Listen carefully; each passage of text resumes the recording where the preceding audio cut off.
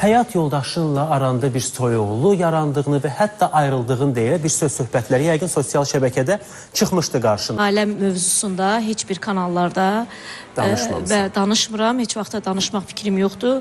Mənim üçün ailə müqəddəsdir, mənim üçün ailə toxunulmazdır, mənim üçün yayılan o şayələr falan filan bunlar mənim üçün boş şeylərdir. Çünki mən bugünümü yaşayan və gələcəyimi düşünən insanam. Ona görə hər şey bizdə qaydasındadır, normasındadır. Gözəl balalarımız var, Allah bütün balaları qorusun, böyüklərimizdən üzr istəyirəm.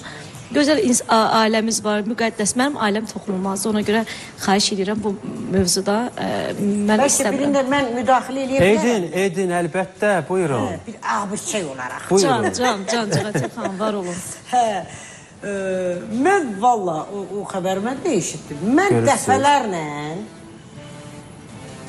biz gözəl Ağcabədimizdə toyda olmuşuq dəfələrlə, başqa rayonlarda toyda olmuşuq.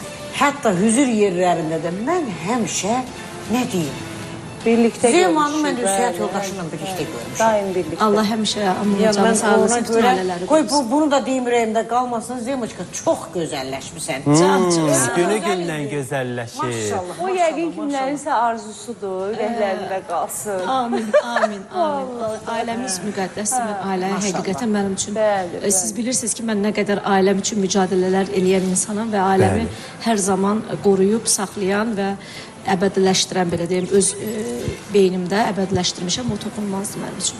Bəs şübhələndiyin biriləri varmı? Bunu kimlər edər? Yəni, insana pisliyi deyirlər, Cıhatel xanım, ancaq o yanında olan, çox istədiyi adamlar edir. Kim ki evinin içinə girir, onlar edir. Bəs sənin güvəndiyi, şübhələndiyin varmı? Kim edər bunu mənə, bu xəbərləri yayan? Bilirsiniz, biz gündəmdə olan insanlar belədir ki, mütəmadi insanlar maraqlanmaq istəyir. Onların ümumi hər bir şeyini maraqlanmaq istəyir, görmək istəyirlər ki, necə onlar, necə rəftar edirlər bir-birlərinə. Bu insanlarda bir növ, belə deyim də, fikir formalaşır və onları araşdırırlar, qurtdalayırlar. Yəni, insandır da, ola bilər, bəlkə də pərəstişkardır, bəlkə də sevdiyindəndir, bəlkə də sevmədiyindən belə sözləri çıxardılar, əsla qəbul etmirəm. Araşdırırlar, qurtdalayırlar və bir şey tapmayanda da deyirlər, Allah eləyə belə olar. Uydururlar. Deyirlər, Allah eləsin, bu iş belə olsun.